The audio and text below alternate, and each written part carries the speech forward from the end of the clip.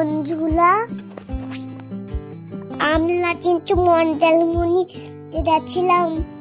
সেইখানে আমাদের যা ইচ্ছে ঘুম পাচ্ছিল, আর আমরা কিন্তু তাড়াতাড়ি যাচ্ছিলাম।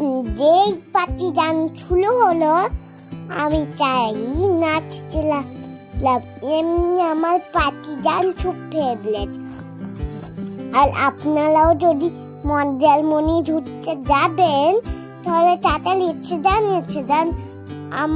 আমরা কিন্তু ঝুলেছেই যাচ্ছি।